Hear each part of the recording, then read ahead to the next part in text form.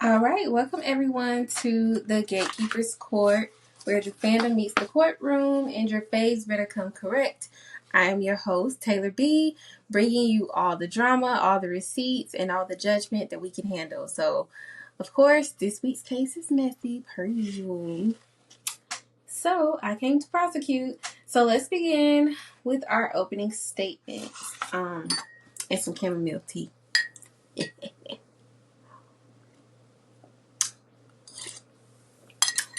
Okay, that's good. Well, chamomile with lemon. Remember I told y'all, that's the code, that's the secret. Okay, so let's get into it. Okay, so Martin's dreams and flashbacks become more vivid. Now, this week we saw Jacob's dad in the flashback and also Jacob's partner in the flashback. So it's getting a little juicy, girl. Everybody was there. I mean, everybody except the girls. The guys was there. The girls was nowhere to be found. Like, everybody and their mama was at the party. Well, everybody and their daddy was at the party, seemed like. So I don't know. Okay. Kenneth makes himself more visible to Martin, just being everywhere he is at the country club and all this other whatnot. And then trying to act like it ain't him, and he's not doing that. Gaslighting that man. Girl, he gaslit me for a little bit too. I was like, oh girl, am I crazy with Martin? Like, I thought we were both nuts. Like, I was just like, no, this can't be true. And it's not.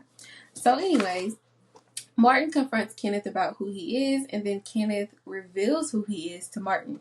So, yeah. He spills the beans, and he's like, listen, I'm an avenging angel. Like, I'm going to get my revenge one way or the other. So he insinuated that basically Martin either killed his brother or beat him so bad that he's not the same. But he said my brother's gone. So I believe he killed his brother somehow.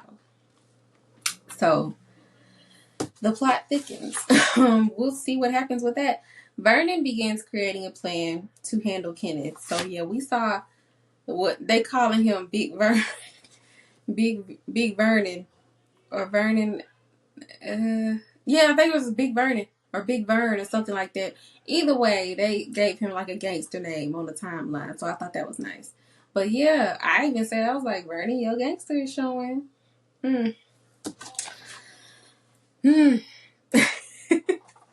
Okay. So Ashley turns down Derek's proposal. I'm not entirely mad about this because I don't think the answer to their problems is getting married. I think the answer to their problems is separating altogether, which did happen. But, Ashley, of course, tried to make it seem like, oh, he just doesn't understand. I just don't want to do it right now. I'm like, let's be real, Ashley. You don't want to do it at all. Like, let's be honest. Like, she doesn't like him like that. And I've been saying it from the beginning. I've always said it. I'm like, he likes her way more than she likes him. And he deserves better. I think Derek is a great guy. I just think that he's with somebody that does not want to be with him. Like, she's been looking at Andre the whole season. All right. Jacob suspects that Andre has feelings for Ashley. This is true. This is very true. So it's not really a suspicion.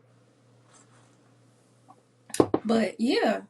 And to be honest, y'all been taking way too long to pick up on that. They be looking at each other, doing all this other stuff. I guess, like, people be busy doing their own thing, and so they not really noticing, so I get it, but still. So, Naomi begins to suspect that Ashley has feelings for Andre. She has a conversation with Jacob, and he kind of brings her up to speed. Like, yeah, it really seems like he has feelings for her. And then, she went out with old girl, and then she's like, maybe there's something to that, because why would you turn down the proposal? Like, you're in love with him, he's in love with you. What's the difference? I mean, what's the problem? So, yeah, now she's suspected.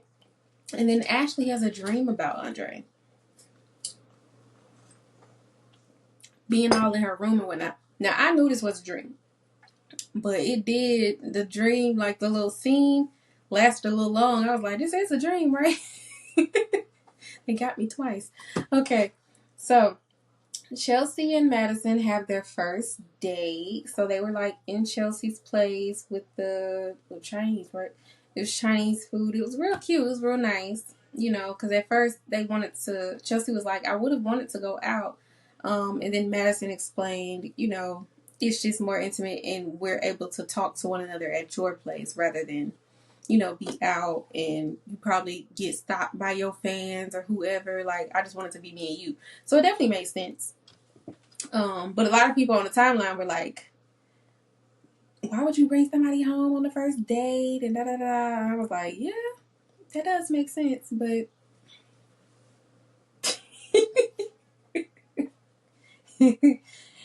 Chelsea takes it to the next level with Madison. A lot of people were a little iffy about this too. They were just like, you doing too much on date one. Like, but I think they're cute.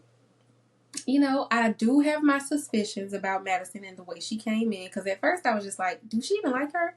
You know, like she was just kind of acting like it didn't give shy to me. It gave like, I'm actively trying to play with your feelings. So, I mean, but when she explained it, I was just like, okay, yeah, it makes sense. So I'll give her a chance.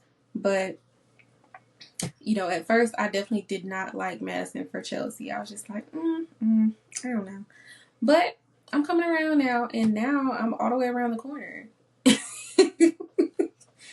On the street, in the road, at the house. Like, I'm there with them. So, I mean, if that's how they feel. Chelsea tells Danny that she is in love with Madison. So, I thought that this was wild because the next point is Chelsea introduces Madison to the family. What annoyed me about this whole situation was just you went to Danny of all people saying that you're in love with somebody, and then you have the nerve to call her extra when she, you know, arranges for Madison to meet the family, and she's asking her all these different questions, and got the rest of the family asking her all these different questions. It's just like, how are they extra when you're the one who went to your mom saying that you're in love after one date? Like, you were extra first, Chelsea. You knocked over the first extra domino. So, no, I don't blame Danny for that at all. I don't blame the family for everything they were asking her. I don't blame anybody but Chelsea because, girl, you started it. And don't take me falling all in love 2 minutes into the relationship. Anyways, Vernon questions the speed of Chelsea's relationship with Madison, as he should. You know, as the patriarch of the family, it's his responsibility to raise questions like that. Like, why are you doing this?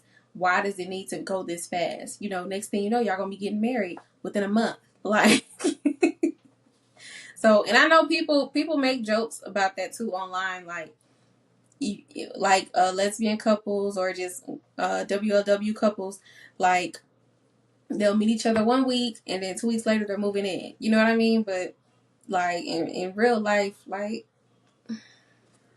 anybody would question it. You know, that's just me. All right. So Smitty interviews Detective Malone. I call him Shaft, but some of the other gatekeepers call him Old Top just to keep up with him. But I call him Shaft. He just gives me like rebellious cop. I don't know. So yeah.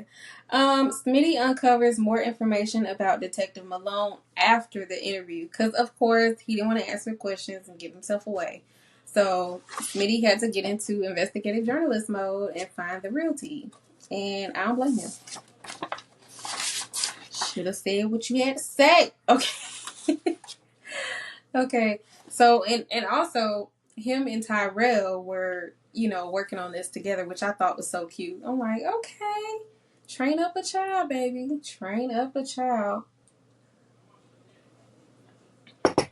Okay. Smitty reveals his findings to Jacob. And you know, Jacob don't want to admit that his dad might be a little dirty. And I get it. Because who want to do that? But it's like, friend, when you became a cop, You know, like, dirty cops are a thing. Like, it's not just your dad either. But think about somebody in his dad's position. His dad is the chief of police. He didn't get there with his morals alone. You know? It's a common thing. So I wouldn't be that surprised. But it's like, at the same time, I think he's more surprised because he's finding out that his dad may be morally corrupt. Rather than, he's a dirty cop. Because everybody knows dirty cops exist. But I think he's just not ready to accept the fact that his dad might be a little corrupt morally. Well, that's too darn bad. Okay, so Detective Malone and Chief Hawthorne decide to create a plan to throw Smitty and Jacob off their scent. So I don't know if this is gonna work. He said it worked before, and it did, but Smitty ain't gonna stop till you get to the bottom of it. He already went through the man's financial records. Jacob told about that's illegal, and then Smitty talking about for you. That. But I'm saying, so is it just legal for a journalist, or can just a regular private citizen? I'm just saying, because I be needing to know stuff too. So I'm like, can I do it too? Like, can I get in people's business like that and I'll be okay? Let me know. All right, Vanessa strong arms Joey into a different kind of deal. So basically, she worked it out so that he could clean his money through properties that she finds or whatever, but she worked it out so that her and Doug get a certain percentage, and because she's going to be getting Joey so much money through these properties, he basically has to wipe out Doug's debt, and give them a percentage. So now it's basically like he owes them money instead of them owing him money. So it's a nice deal, especially for Doug, because Doug was about to die. It ain't funny, but it's funny.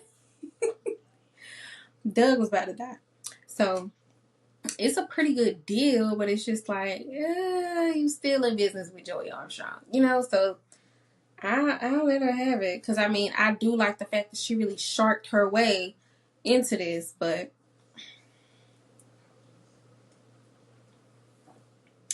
we'll see where the tide takes us.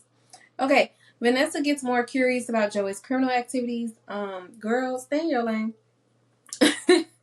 I know you a shark, but don't do too much. She doing too much. It's like, girl, okay, you want to die. All right, Doug gets fed up with Vanessa's behavior. I guess he just don't like the fact that she is okay with doing illegal stuff.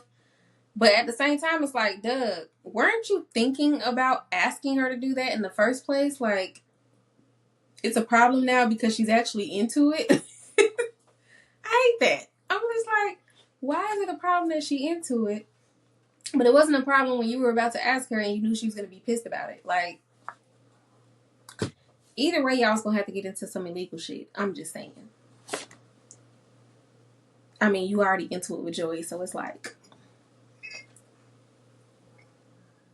But I think he also don't like the fact that, like, not only is she in business and illegal business with the man, but she's also hopping on him in the meantime. And it's just like, girl, have some decorum.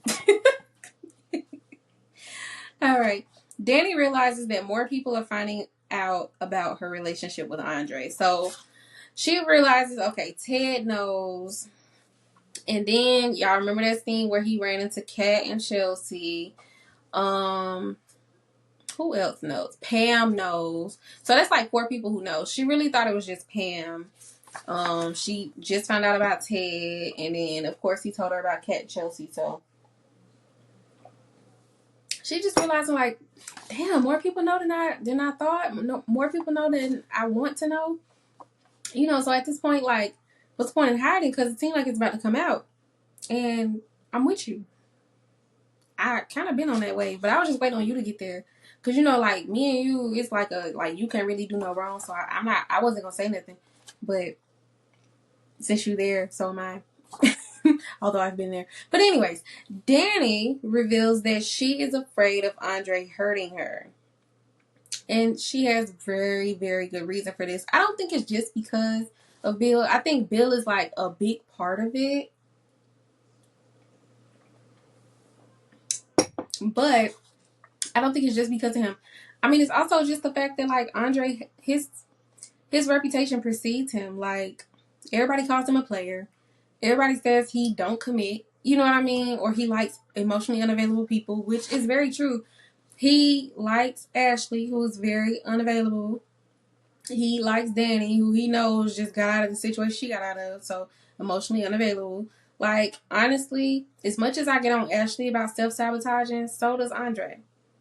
Maybe that's why they perfect. Ooh, okay. But yeah, I definitely understand Danny being afraid of Andre hurting her because it's a very strong possibility. And for her to bring up, you know, him having another girl, she might not know who it is, but she knows that he has, you know, turned her down to be around such and such for however long. So it's like, I mean, for however many times. So it's like, I would be a little antsy too, or a little iffy about it too, because you just don't seem like you got all your eggs in my basket. You got an egg over here, egg over there, egg over there. You just got eggs. Why you got so many eggs? Like, it's a lot going on.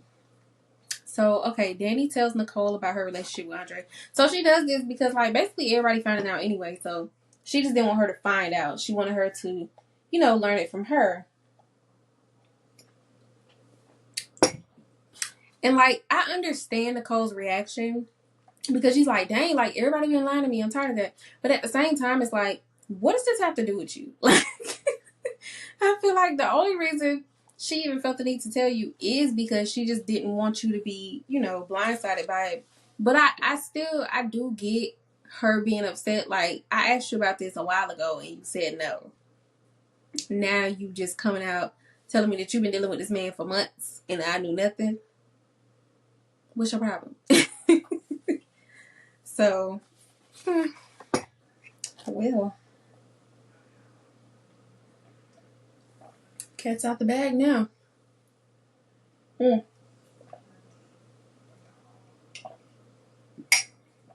was good.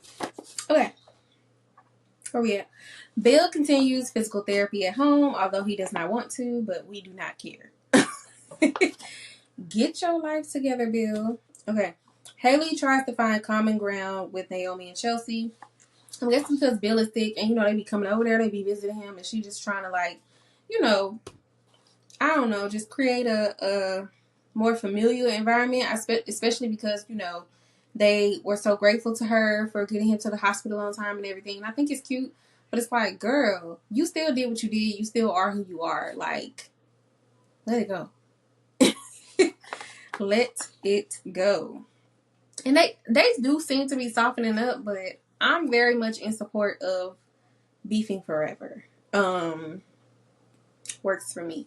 So, okay, Bill takes out a life insurance policy of $10 million with Haley as the sole beneficiary. I'm gonna just let him be stupid. I'm gonna let him be stupid. Be dumb, be stupid, do you. Like, I'm not gonna keep telling you stuff. Because at the end of the day, the way you got into this whole marriage anyway is wrong. So whatever you get, you deserve it. But it's stupid. All right. But, I mean, I'm pretty sure he has whatever set aside for his family and everything. So I wouldn't say it's all the way wrong or all the way stupid. But I just feel like he doing that because he know that if something do happen to him, the daughters are going to be the first people to get anything. And they not going to want to give Haley nothing. So, logically speaking, I will say it makes sense. But I still don't like him or Haley, so I don't care what makes sense. So there's that. Okay. June's things get taken during a sweep of the unhoused, which was... I hate that they do that. Like, girl, they not bothering nobody. They just living. Ugh. Alright, so Jacob recovers June's belongings, including the picture of the two kids. So... A lot of the gatekeepers think that the two kids are Tyrell and Samantha, Martin and Smitty's kids. So a lot of them think that it's them, and I'm with that theory, but I also am with the theory of she could be Haley's mom, and Haley might got a brother that don't nobody know about. I'm with that theory too. So because it was a girl and a boy, and the picture looks kind of old. So I'm like, Tyrell and Samantha aren't that old to the point like the picture wouldn't look that aged. You know, I feel like it might be a picture of Haley and her brother. So, but I could be nuts. So, anyways, Nicole attempts to begin separating assets with Ted. I mean, this is understandable. You know, she went and talked to the lawyer about it, and the lawyer suggested it based on what's going on. So, I mean, it's not. I don't feel like it's super out of order or out of the ordinary, but I mean, I'm kind of with Ted on like, come on, like you doing this for what? We ain't even talked about the situation. You know, although she does not owe him that because she's the one who got cheated on, but girl, you know you love him. I ain't gonna tell you what to do though because child, and you know what I would have did. I already told you I would have waited to exhale this car, and I don't know if I even would have got back with him after that. It's not enough. Cause I told you I'm not one of them people that's like, no, I'm not gonna damage his things. I'm just gonna leave. Me personally, I feel like that's a scarcity mindset. You can do both. mess all his stuff up and leave too. Like, why are we choosing? We don't have to. And that's my take on that. Nicole and Ted discussed their feelings about the recent events. I'm glad about this because it needed to happen. Like, they just been meeting each other in the hallways at the hospital and shit. Like, girl, talk to the man. At least had a conversation. So I'm just glad that they had the conversation because now they put it all out on the table. Like, this how I feel, this how you feel, blah, blah, blah. Like, I still love you, but fuck you. You know what I mean? Like, at least that. At least get it on the table. That's how I feel. So, I'm glad about that. I don't know if it's resolved anything. I don't know if it's going to get them anywhere, but it's a start. We'll see, girl. What am I rooting for? I don't know. Am I rooting for them to get back together? On one hand, okay, this is a 20-plus-year-old mistake. But on the other hand, he did lie for 20-plus years. So I could see how she feel like everything we did from that point forward was a lie. It was based on a lie. So I can't even believe that you have loved me all of this time, or, you know, was it just all out of guilt? So I understand. But also, I don't know. It's just like, it's not like it's a pattern with him. You know, like, I don't think Ted is a cheater. I think he cheated, you know, and he may have learned his lesson. But at the same time, what lesson did he have to learn when he didn't get caught? You know, so I don't know. Because I always tell people, like, when I first get with him, like, that's my thing now. If I get into a relationship with somebody, I always tell them straight up, if you cheat on me, I'm leaving you. So, but at the same time, that's based on me finding out right then and there. If we go 20 years, you know, we married, we got kids, grown kids at that, I don't know. I'm not saying, like, I would just stay through cheat after cheating. No. But I'm saying this is one mistake. And it's 20-plus years old. But there is a child who ain't a child. So it's like I don't have to deal with her neither. You know? I don't know what I would do. I can't tell Nicole what to do. I don't know what I would do. I don't know, girl. I don't know what I'm rooting for. What about... I'm rooting for Nicole. Whatever she want to do, that's what I want to do. Like, that's what I'm on.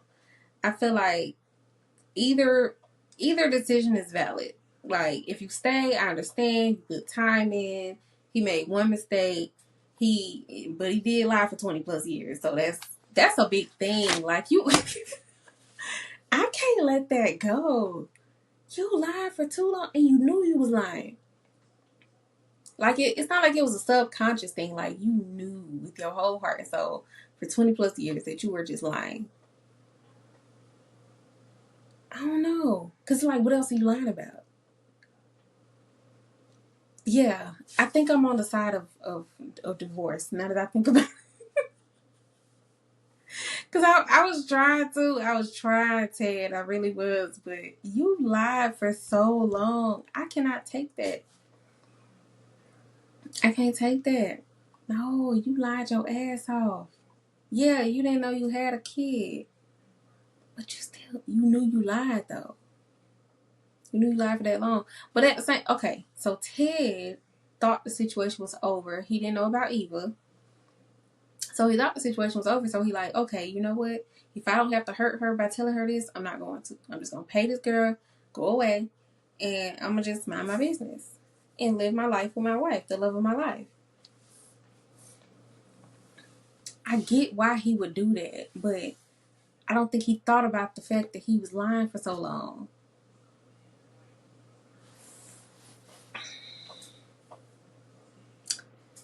This is hard. Yeah, okay. If I have to choose, I'm gonna root for the divorce. Just based on the lie. You lied too long. You lied throughout the whole relationship. You lied one child after another. You lied, like, we done got married, renewed vows probably. You just lied and lied and lied and kept lying. Looking me in my face, sleeping next to me at night, lying. Watching me push your kids out, lying. Building businesses and consolidating assets with me, lying. Ooh.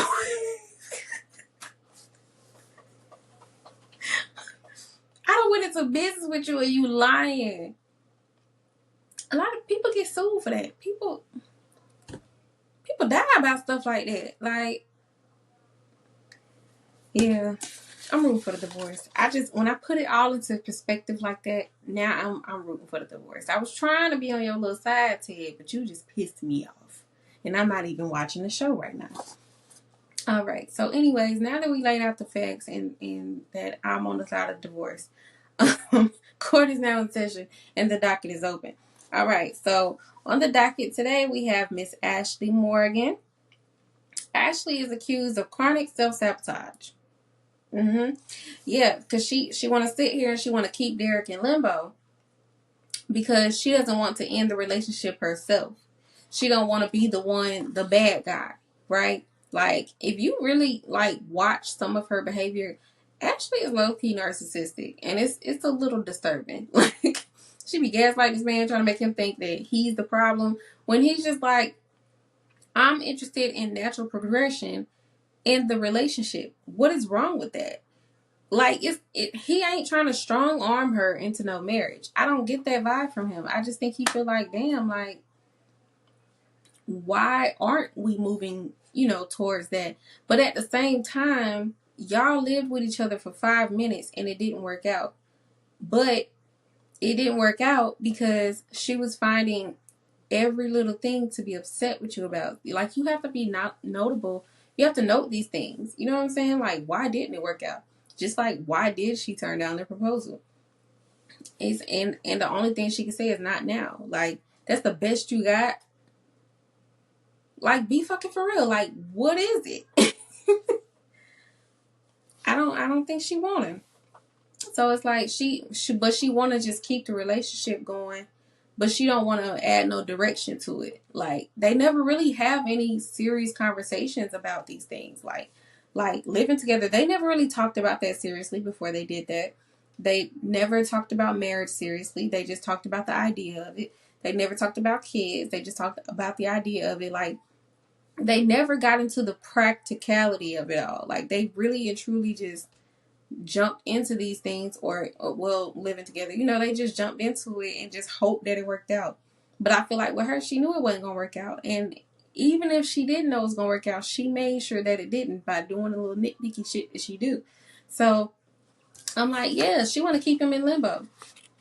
She want to string him along until she find who she actually want and can get with them.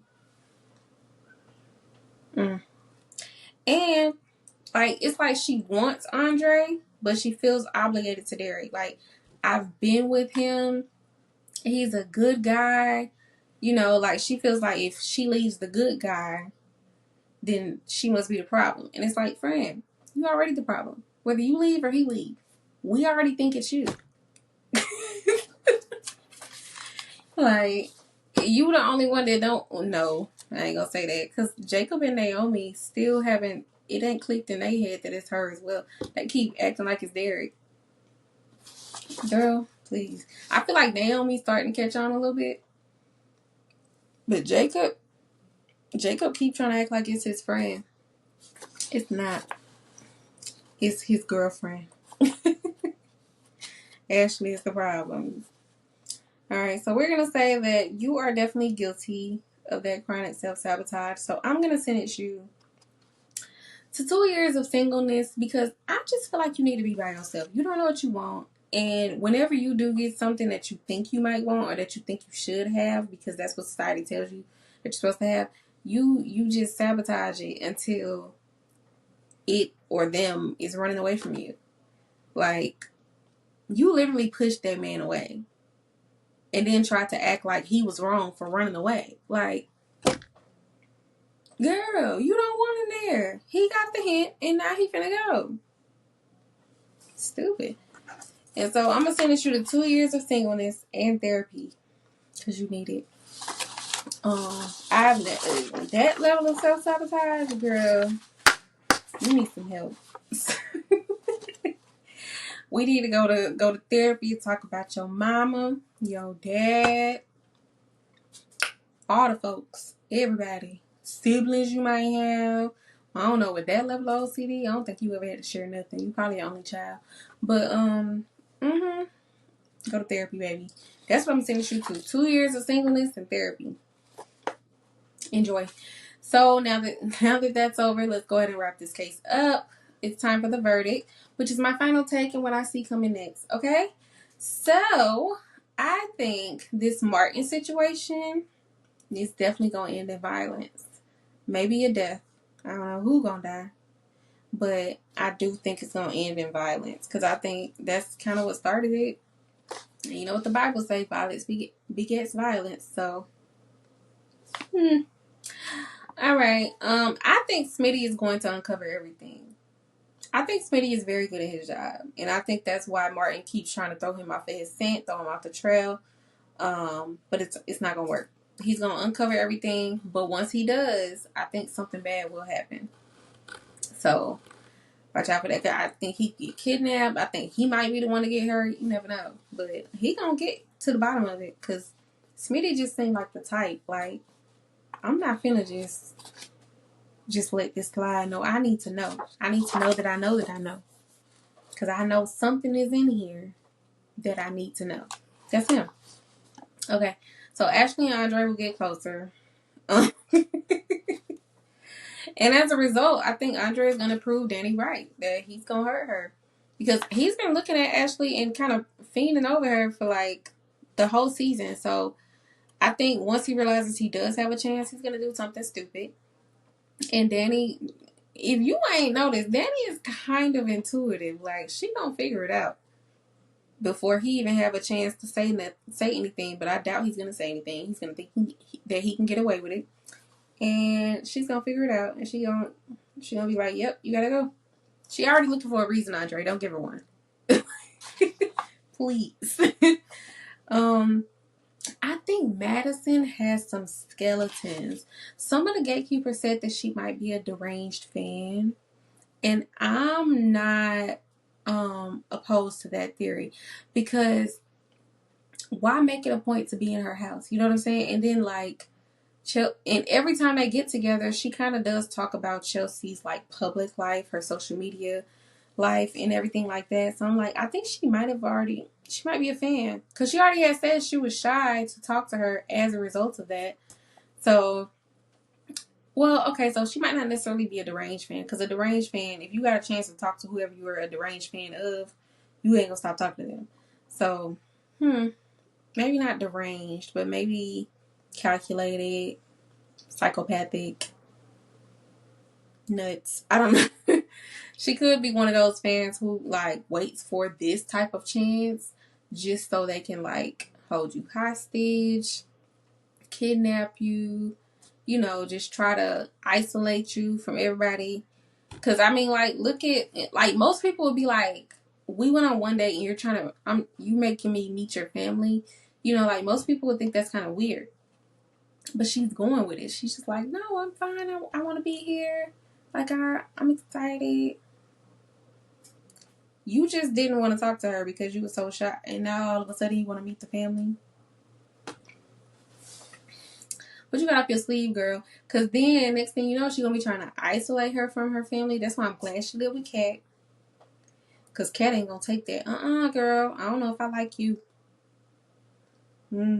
I like Kat in her cousin business. I don't like Kat in Eva and Leslie business because she don't do right. But stay in your cousin business, girl, because she gonna need you too. Yeah, I feel like that. I feel like she might be one of them types that try to hold you hostage. Like, oh, well, you only need to be my friend. You only need to be my girlfriend. You don't need to be, showing yourself to all these people or sharing a relationship with all these people. Like, she probably ain't gonna want her to have no parasocial relationships, nothing with other fans. Like, she just wanted to be her. And she gonna hold her hostage until Chelsea agrees. And then they gonna have to shoot her ass. I just worked out a whole hostage situation in my head. But see, that's what happens. That's what happens with Beyond the Gates. Like, we just be coming up with theories, and then we just be going all the way with them. Like, girl, let them write. Let them cook. Like, and I do be letting them cook. That's why I don't be complaining about storylines. I don't complain about characters. Because I feel like soap operas are like cycles, right? Everybody get their chance to shine. So I don't feel like no character is too boring. I don't feel like no character is, irrelevant, because they become relevant over time. You just got to give it time. Like, you got to think about it. We watch this show 5 days a week. Every episode can't be a pop.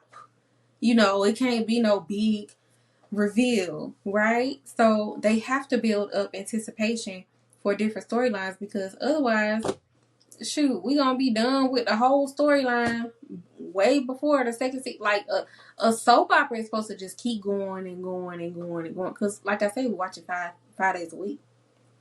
So yeah, I just feel like, y'all, like, give them time to build the momentum, with different people. Like, everybody gonna get their chance to shine. Everybody. So that's why I don't be saying all that. I'm like, no, I don't feel like nobody pointless. I don't feel like nobody's useless. I feel like everybody at some point in time is going to have their big woo-ha moment. And then, we're gonna be prompted to pick a side. So I'm just waiting. I'm gonna come up with my theories, but I'm just waiting patiently, because the show is good. It's very, very good, and I don't have no issues. I don't have no notes, because I don't write no shows. That ain't my specialty. I write podcasts. I produce my own podcast, but that is not the same. I do podcasting. I write songs. I write comedy. That's it. I don't do this. So I'm gonna let Michelle do what she do, and I'm just gonna sit back and watch.